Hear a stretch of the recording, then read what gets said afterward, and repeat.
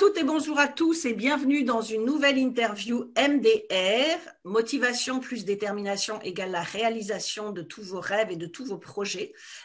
Et comme d'habitude, comme chaque semaine, eh bien, j'ai un invité, aujourd'hui une invitée qui a un parcours qui était peut-être pas simple au démarrage, mais qui a rencontré le mindset un jour et qui a compris qu'il fallait changer les choses et qui a su rebondir. Et comme d'habitude, eh bien, elle va nous partager ce parcours pour vous montrer, parce qu'au fur et à mesure des interviews, vous avez pu comprendre que mon but avec MDR, Let's Talk MDR, c'est vraiment de vous montrer qu'il y a, soit dans la vie, on peut laisser les autres nous imposer des choses et on ne vit pas sa vie, soit on peut réagir, quelle que soit la situation, même dans des situations compliquées, on peut réagir et reprendre sa vie en main. Et comme beaucoup de gens me disent toujours, oui, mais parce que vous avez ceci, vous avez cela. Non, non, il n'y a pas que moi, il y a plein de gens qui sont comme ça. Et donc, vous aussi, si vous vous laissez influencé par le négatif, eh bien, vous comprendrez avec toutes ces interviews qu'on peut passer côté positif et avoir un mindset positif. Donc, également, si vous n'avez pas encore acheté mon livre MDR, la formule gagnante pour réussir sa vie, vous trouverez le lien autour de cette vidéo. Bonjour Pascal. Eh ben, bonjour Biba, comment vas-tu? Très bien, merci. Donc Pascal Joly, qui elle aussi fait partie des 5 personnes qui a partagé son parcours en détail, je dirais, dans le livre. Donc, si vous ne l'avez pas encore lu, une fois de plus, vous pouvez le trouver au lien qui se trouve là.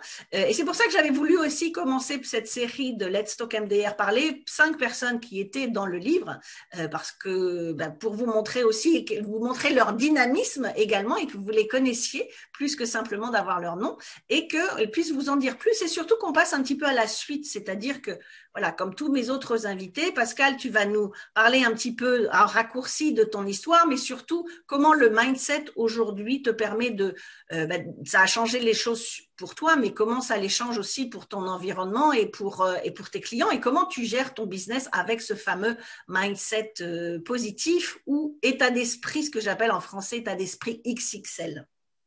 Donc, est-ce que tu peux nous résumer un petit peu justement ton parcours pour savoir justement de quoi tu pars et de là où tu es arrivé aujourd'hui? Oui, alors donc pour faire très vite, hein, c'est ce que tu viens de dire Biba, donc là, dès qu'on me donne la parole, ça se complique. Oui. Alors je vais peut-être commencer par la fin avant de commencer par le début, parce que tu parlais d'influence et j'ai envie de faire passer comme message que ne sont pas encore nés celles et ceux qui vont potentiellement m'influencer à faire ce que je ne veux pas faire. Absolument. Voilà, ça déjà c'est très clair. Hein. Voilà, c'est clair. On va poser le cadre. On va poser le cadre. Maintenant, effectivement, j'ai pas toujours été dans cet état d'esprit, puisque moi je parle plus état d'esprit que mindset. J'ai un peu plus de facilité avec le français qu'avec l'anglais.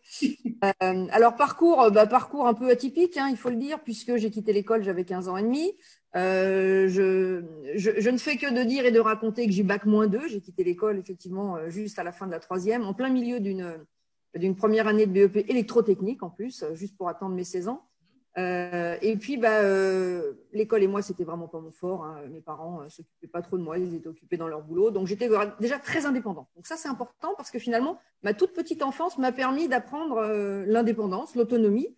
Et donc, déjà, quoi qu'il arrive, je faisais déjà ce que j'avais envie de faire quand je voulais le faire, puisque j'étais toute seule pour gérer mon temps et mon organisation.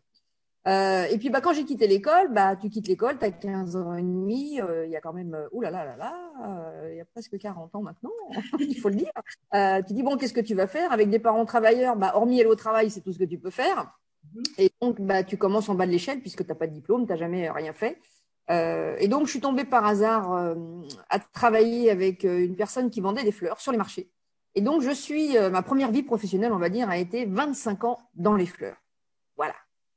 C'est pas forcément que je suis passionnée des fleurs, hein, je suis tombée dedans par hasard. Alors, je vais pas dire que j'aime pas les fleurs non plus. Ce qu'il faut juste dire, c'est que pendant 25 ans, on m'en a jamais offert. Sauf que, voilà, et c'est dommage.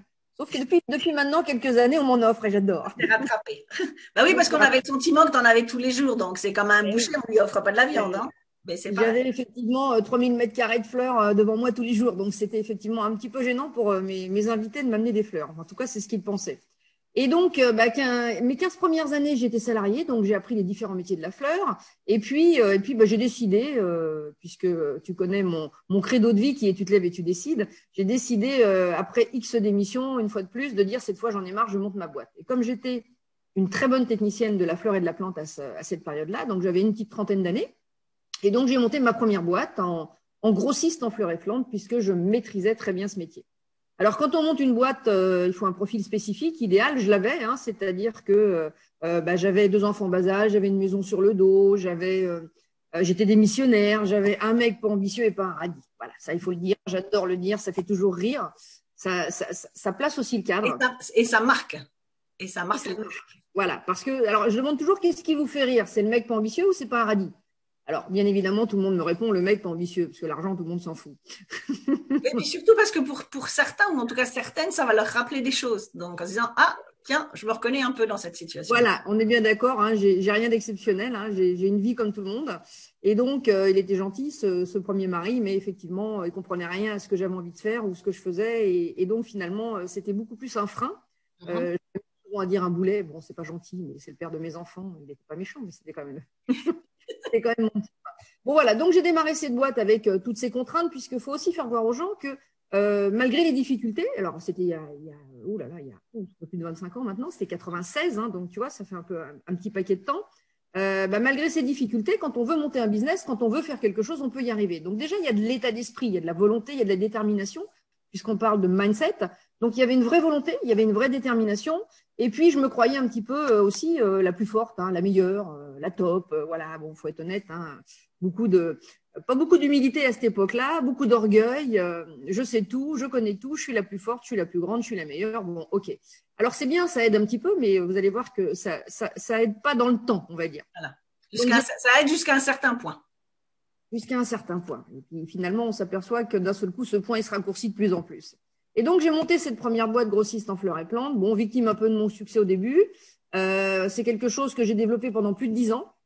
J'ai monté 3000 mètres carrés de surface. Voilà, j'ai construit un super, on va dire, centre gros, donc un micro-Rungis en plein milieu de la Seine-et-Marne. Et puis, je faisais 3 millions de chiffres d'affaires. J'avais 27 collaborateurs.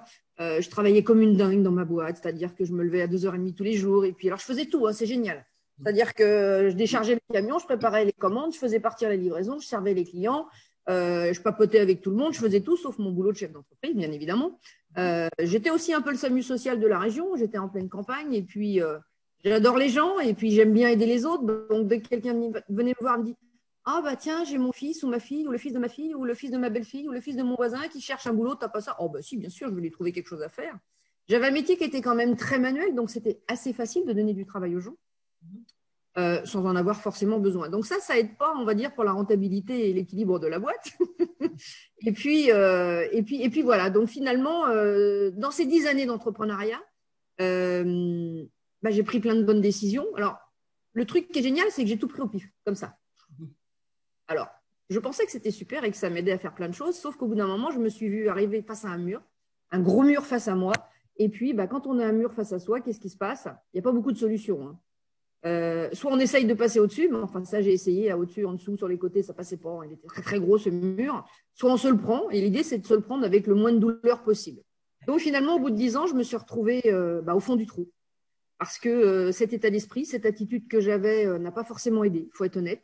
J'ai pas non plus eu la bonne attitude du chef d'entreprise, puisque je faisais le métier de tous les collaborateurs que je payais dans ma boîte et je faisais pas le mien, je suis chef d'entreprise. Et donc en plein mois de janvier 2007, oh là là, ça fait tout juste 14 ans là maintenant, je me suis retrouvée au tribunal de commerce à déposer 2 bilans, parce que j'avais 2 structures juridiques. Voilà, donc ça c'était il y a 14 ans aujourd'hui, n'est-ce pas? Mais ça n'est pas la fin de l'histoire. C'est là où justement il y a plein de gens qui se diraient, voilà, je suis dans cette situation-là, je m'écroule, et il y a d'autres personnes qui se disent, ok, maintenant comment je réagis? Ça c'était bien, c'était un parcours, mais comment je réagis? Là c'est le début de la suite maintenant. C'est là où tout commence finalement, parce que quand on se retrouve à un tout petit peu plus de 40 ans à déposer 2 bilans, alors on est forcément bourré de dettes. J'étais encore caution personnelle des dettes de l'entreprise, mon téléphone sonne plus, s'il sonne d'ailleurs je répondais pas parce que c'était plutôt dangereux. Tu licencies 27 personnes, donc ça c'est quand même le côté moins drôle de la situation. Du jour au lendemain, tu n'as plus de travail, tu n'as plus d'argent, tu es bourré de dettes, tu n'as pas de métier, puisque j'ai quitté l'école très jeune, donc j'avais 0 métier, si ce n'est que je sais être grossiste en fleurs et plantes, mais ça, c'est pas un métier. Et puis tout s'écroule, quoi. Tu n'as plus d'amis. Tu n'as plus d'amis non plus, parce que les gens ne se retournent plus vers toi à ce moment-là. Alors là, quand je vous fais voir les 5 doigts de la main, tout le monde sait ce que ça veut dire. Hein, ça veut dire que les quelques amis qui vous restent, on les compte sur les 5 doigts de la main.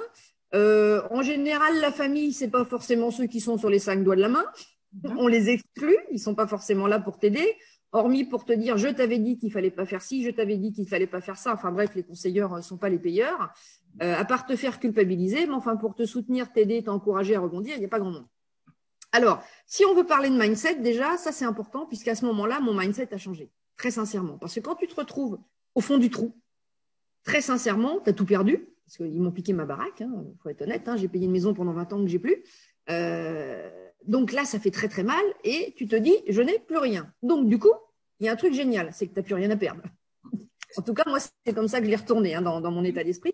Et ben, comme tu n'as plus rien à perdre, tu n'as plus peur. Et puis, il y a une deuxième chose dans mon état d'esprit qui a été fondamentale à ce moment-là, c'est que durant toutes ces années, donc j'avais quand même 40 ans, donc ça faisait quand même quelques années déjà que la vie autour de moi s'activait, la plupart des choses que j'ai faites, je l'ai souvent fait par rapport au regard des autres.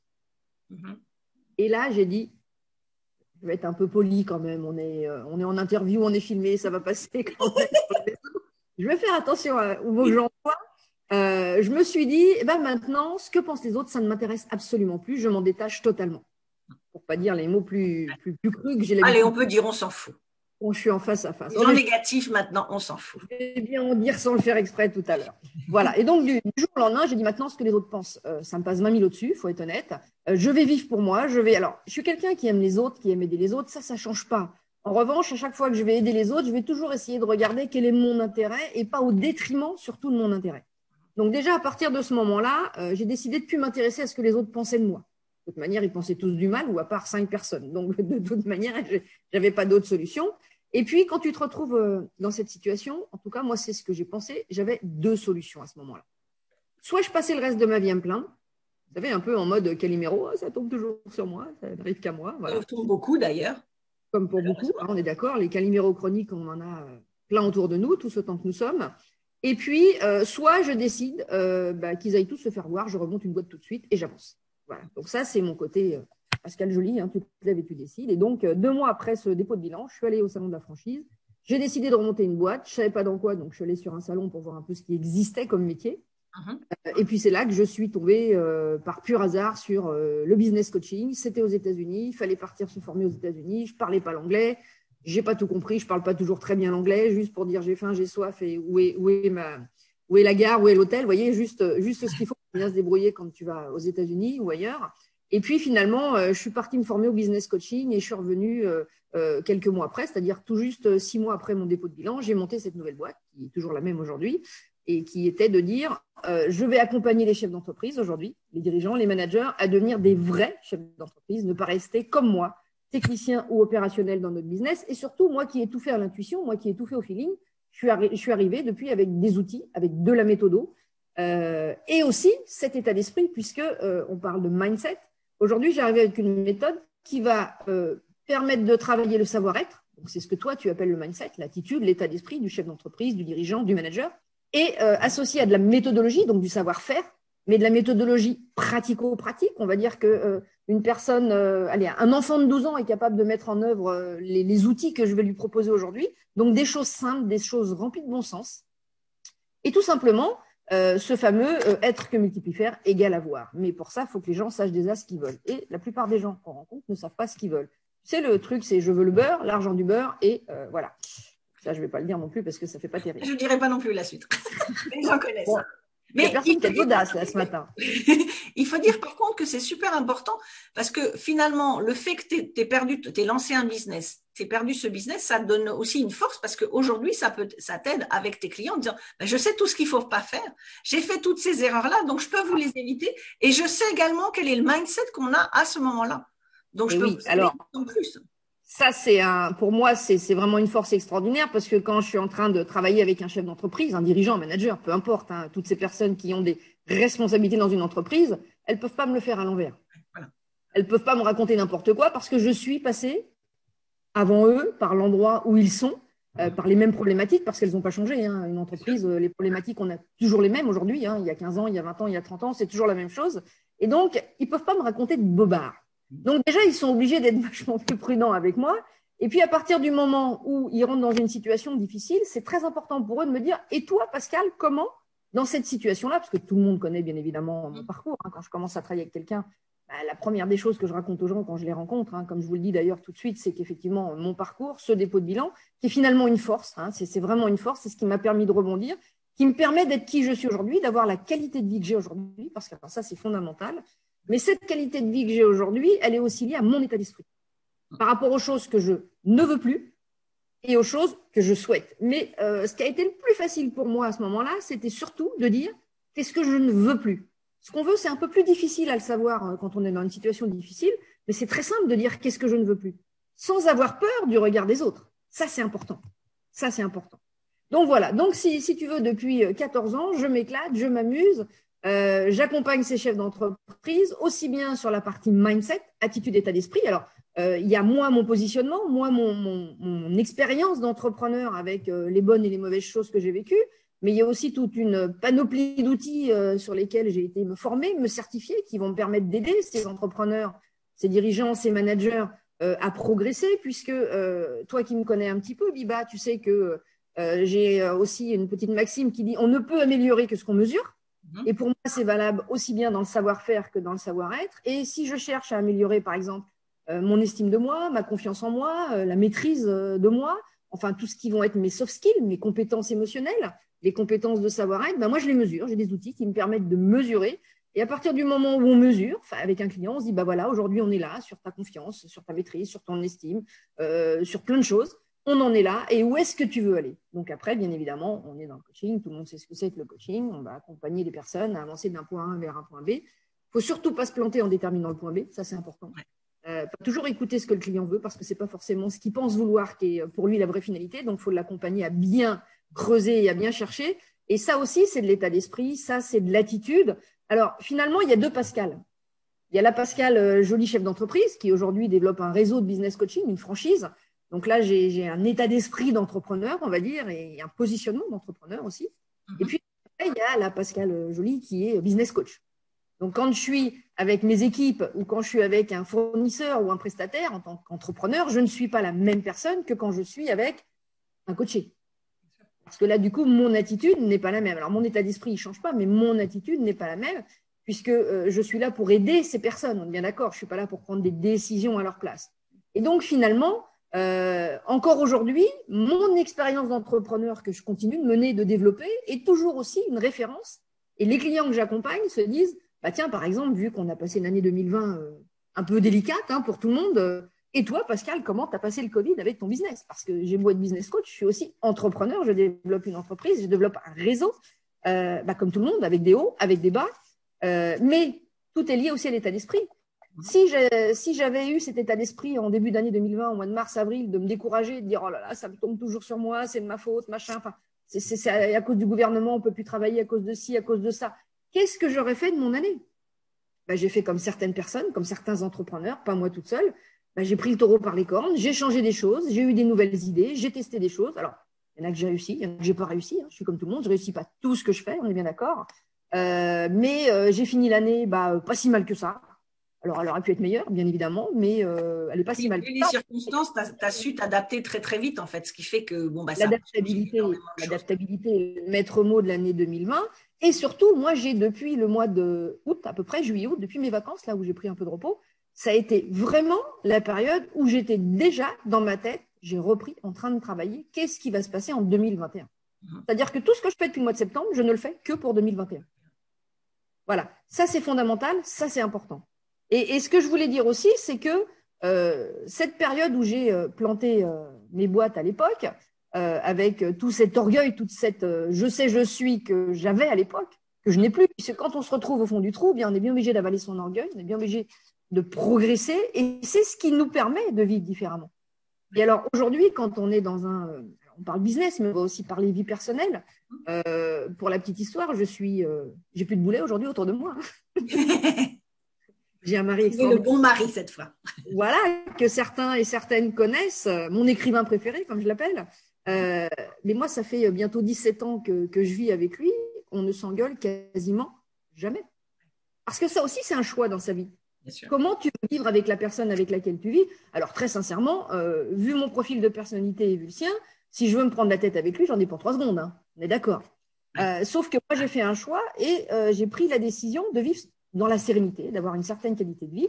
Bien évidemment, si on s'est rencontrés et si on a décidé de faire ce chemin ensemble, c'est qu'on avait aussi la même philosophie, les mêmes valeurs, on avait quand même beaucoup, beaucoup de choses en commun. Et alors, je ne vais pas dire que lui ne fait pas d'efforts, mais lui n'a pas du tout les compétences techniques, on va dire là pour le coup, sur l'humain que moi je peux avoir avec mon approche de coaching.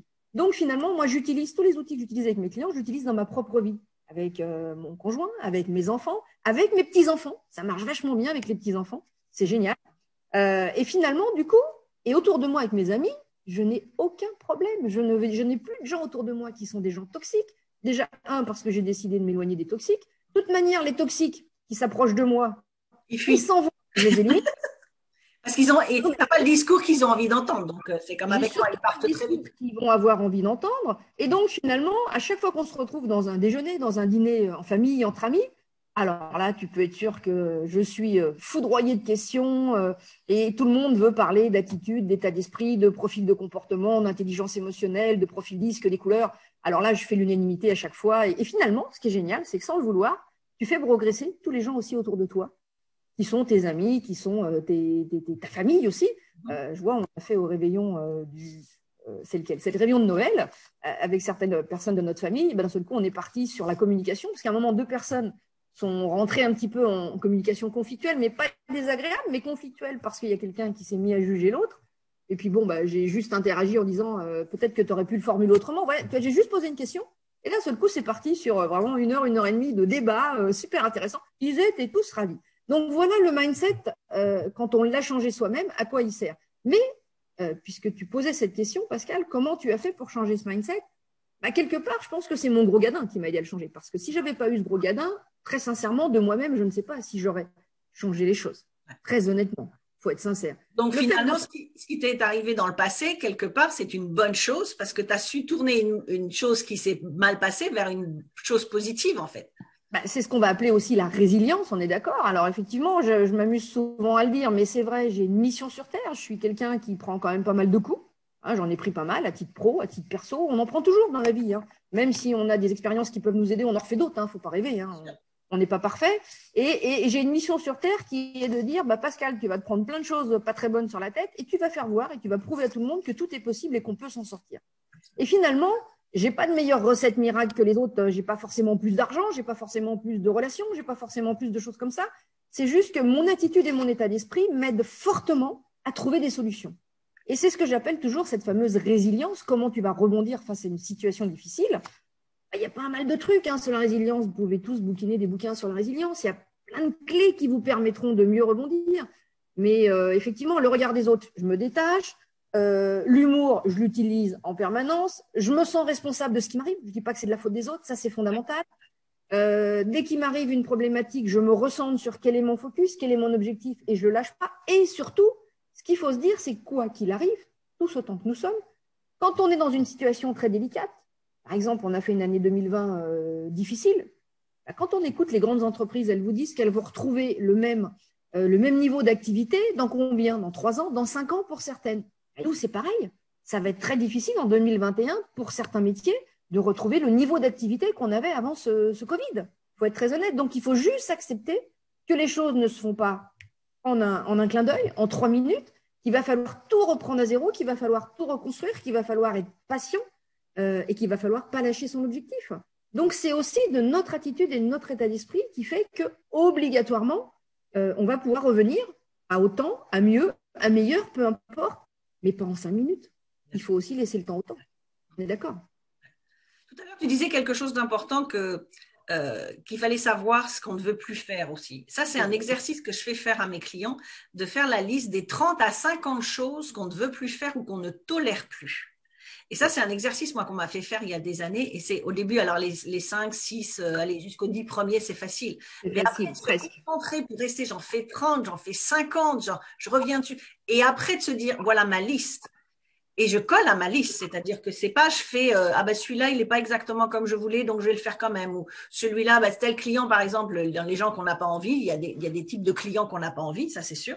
Alors quand quelqu'un démarre un client c'est vrai qu'on a tendance tous mais on accepte tout le monde parce qu'on a besoin de l'argent quand on démarre mais très vite il faut arriver à comprendre qu'il y a des gens qu'on ne veut surtout pas mais vraiment surtout pas Et que si on garde, si on l'a noté dans sa liste et qu'après on se dit ouais mais on déroge, on dit ouais non mais là en ce moment financièrement peut-être que ça va pas, donc peut-être que je pourrais le prendre quand même. Non, parce qu'on sait que de toute façon ça va à l'encontre de ce que l'on veut et de toute façon ça va mal se passer. De toute façon, c'est quelqu'un qui va nous prendre de l'énergie, qui va pas aller jusqu'au bout, qui va pas faire ce qu'on lui dit, qui va pas payer dans les temps. Donc ça, c'est un exercice qui est super important. C'est de la même façon que quand on a un business, de savoir avec qui on veut travailler et avec qui on ne veut surtout pas travailler. Et ça, c'est quelque chose qu'il faut que vous reteniez tous et faites l'exercice éventuellement des 30 à 50 choses que vous pouvez plus tolérer, que vous ne voulez plus tolérer. Et vous allez voir que là aussi, ça change plein de choses. Mais ça veut dire aussi savoir le mindset suffisamment positif pour dire j'ai décidé, je fais. Ou j'ai décidé et tout ça, ça part à la poubelle et ça, j'en veux plus.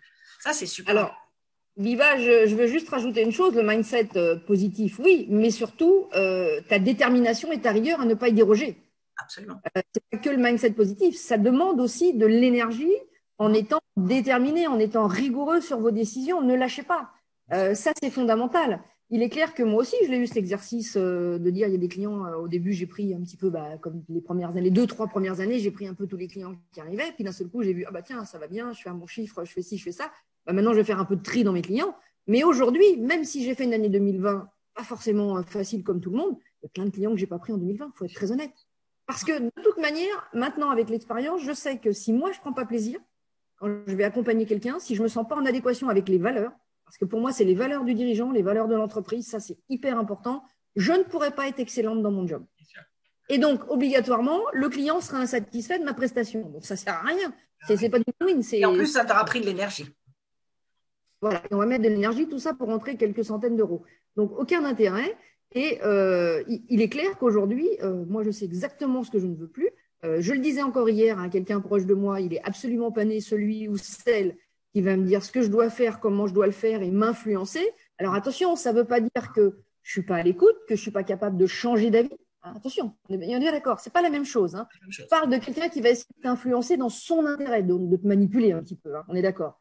Mais à partir du moment où les gens essayent de t'influencer, te donnent des arguments, tu es à l'écoute, après, tu peux décider de te rallier potentiellement à leur choix, à leur décision. Je suis à l'écoute, je peux travailler avec des équipes, je peux travailler avec des groupes, j'ai aucun souci.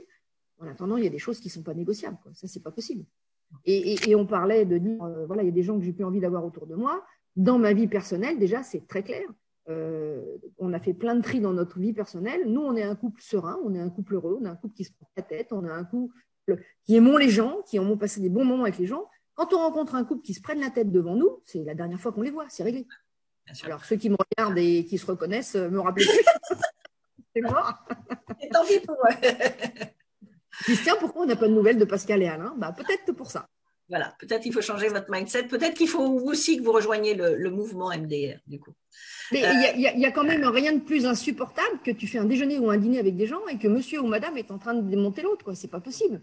Si tu ne te supportes pas, tu ne vis pas ensemble. Et c'est pareil avec des entrepreneurs et leurs collaborateurs. Tu rentres dans une entreprise, un dirigeant, il te dit oui, lui, il est comme ci, lui, il est comme ça et machin. Il dit mais attendez, vous avez recruté une bande de branques. Qui c'est qui les a recrutés? Qui c'est qui les dirige? Et d'un seul coup, le problème, c'est pas eux, c'est lui. Donc, ça commence bien en général les hostilités quand je rencontre un entrepreneur et que ça commence comme ça. Donc, ou il me jette tout de suite. Ok, mais c'est pas grave, c'est qu'on n'a pas les mêmes valeurs. Ou ce que je viens de lui dire, la question que je lui ai dit, qui les a recrutés et qui les pilote, ça lui a fait tilt. Il se dit, ah ben, finalement, je suis peut-être aussi responsable parce que les personnes qui sont là sont peut-être pas si mauvaises que ça finalement. C'est peut-être parce que je sais pas bien faire et je vais apprendre. Et c'est juste ça. Et là, l'intelligence est là, tu vois, bon, tout simplement. Ok. En tout cas, merci beaucoup. Tu parlais tout à l'heure, tu as mentionné Tu te lèves et tu décides. Donc, pour les personnes qui ne savent pas, c'est effectivement une série de livres que tu as écrits. Il y en a 4, c'est ça? Alors, c'est une collection de livres. Voilà, une collection de livres, tous tournés autour, on va dire, bien sûr, à chaque fois de l'attitude, d'état d'esprit, mais aussi du savoir-faire. Il n'y en a que 3 pour l'instant dans cette collection, dont un que j'ai coécrit avec toi, Biba, le dernier. Voilà. Hein, donc, voilà, c'est une collection de livres très intéressant. Un 4e va certainement voir le jour. On devait en faire un en 2020, mais on a abandonné. Il est un peu reporté. L'idée a même été un peu complètement abandonné parce que le titre était très provocateur par rapport à la situation qui s'est passée en 2020 qui n'était pas prévue. Donc, on est en train de réfléchir à sortir autre chose. Mais effectivement, il y a une collection de 3 livres, Tu te lèves et tu décides. Il y a un site qui s'appelle tutelèvesetudécides.fr. Il y a une page Facebook, il y a un Instagram, il y a tout. Vous pouvez nous suivre, vous pouvez acheter nos bouquins, vous pouvez les prendre en numérique, vous pouvez les prendre en tout ce que vous voulez. Et puis surtout, je vous recommande de suivre le mouvement MDR de Biba, qui est une bonne amie depuis quelques années maintenant. Et si on s'entend si bien, c'est parce que déjà, c'est une histoire de mindset, mais c'est aussi une histoire de valeurs, Biba. C'est vrai que les valeurs sont fondamentales dans nos métiers aussi, puisque beaucoup de gens qui font des métiers un peu similaires, alors nous, on peut penser qu'on fait la même chose, mais on est très complémentaires, on ne fait pas exactement la même chose. C'est pour ça qu'on nous retrouve souvent sur scène ensemble et les gens sont toujours surpris en disant mais pourquoi vous faites des trucs avec vos concurrents? Ben non, pour moi, ce n'est pas des concurrents. Oui, mais non. Voilà, on fait des choses un peu similaires, on ne les fait pas de la même façon. Et puis, on sait qu'on est super complémentaires pour les clients, donc on apporte quelque chose de toute façon. Et grâce à nos valeurs, ça nous permet à toutes les deux, comme avec d'autres personnes avec lesquelles je travaille, de partager, d'échanger, et ça, c'est important. Ça, c'est fondamental. Mais c'est aussi de l'état d'esprit. Tu as envie ou tu n'as pas envie. Voilà, tout à fait. Et si, en dehors du livre, si on veut te retrouver, si les gens veulent te contacter, le meilleur… alors, s'ils veulent me contacter, alors il y a le réseau coach d'affaires que je développe aujourd'hui en mode franchise. On est aujourd'hui dans 3 pays, Burkina Faso, Sénégal, on est en Martinique, on est en Guadeloupe et on se développe sur toute la France et les pays francophones. Alors, s'ils veulent devenir coach d'affaires, pourquoi pas, ils cliquent www.devenircoachdaffaires.com, on ne peut pas faire plus simple. S'ils veulent me contacter, c'est contact@coachdaffaires.com. J'ai un site qui s'appelle coachdaffaires.com, j'ai un site qui s'appelle coachdaffaires-formation.com, j'ai un site qui s'appelle… Ça reste dans le… Voilà. On ne peut pas te rater, quoi. Non, tu tapes Pascal Joly sur Google, tu me trouves. Voilà, on ne peut pas te rater. Okay. Voilà. En tout cas, merci beaucoup une fois de plus d'avoir répondu présent. Merci, Biba. Parce que depuis qu'on se connaît, effectivement, tu as toujours été là pour tout. Et puis pour faire partie du livre aussi, de faire partie de ton livre. Et toi, faire partie du mien, d'ailleurs. Bien sûr. Tous ceux qui nous regardent, effectivement. Donc, si vous avez le sentiment qu'à force de toutes les semaines, les parcours que je vous donne, vous dites peut-être, j'ai pas cette force de caractère et peut-être je peux pas y arriver. Je peux vous assurer on n'est pas né avec cette force de caractère. Donc, c'est les circonstances de la vie qui nous ont fait qu'à un moment donné, effectivement, on sait ce qu'on veut. Et qu'on sait que si on veut quelque chose, eh bien, rien n'est impossible, on peut toujours le faire. On ne dit pas que c'est simple, on ne dit pas qu'il ne va pas y avoir des obstacles sur le parcours, mais par contre, si vous êtes quelqu'un MDR, si vous rejoignez le mouvement MDR, donc motivation plus détermination égale la réalisation de tous vos projets et tous vos rêves, eh bien, rien ne devient impossible, quelle que soit la situation, même par rapport à ce qui s'est passé en 2020, qui n'a pas été une année simple, mais même dans ces cas-là, c'est de se dire qu'est-ce que je fais de cette situation, comment j'en apprends des choses, comment je m'adapte et comment je fais en sorte que ça me touche le moins possible. Donc, si c'est le cas et si vous n'avez pas encore lu le livre, eh bien, regardez le lien effectivement qui se trouve près de cette vidéo. Et puis, si vous êtes entrepreneur ou vous souhaitez le devenir et que justement, peut-être votre mindset, ce n'est pas votre force. Le mindset, je rappelle, c'est l'état d'esprit, ce que j'appelle XXL parce qu'il n'y a pas de traduction véritablement en français.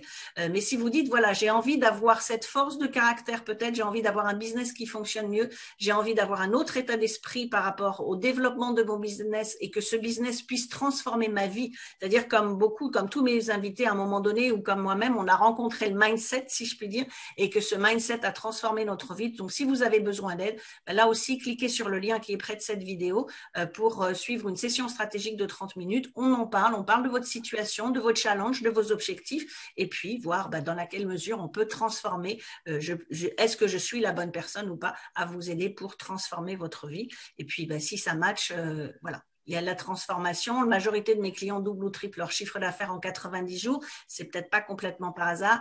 Donc, je vous donne du mindset en seringue directement en infusion et pour vous aider également à développer le business parce qu'il faut bien savoir que un business, c'est 80% mindset et 20% marketing. Donc, si vous ratez cette partie mindset, votre business ne se développera pas comme vous le souhaitez. Donc, si vous avez envie que ça change, le lien est près de cette vidéo.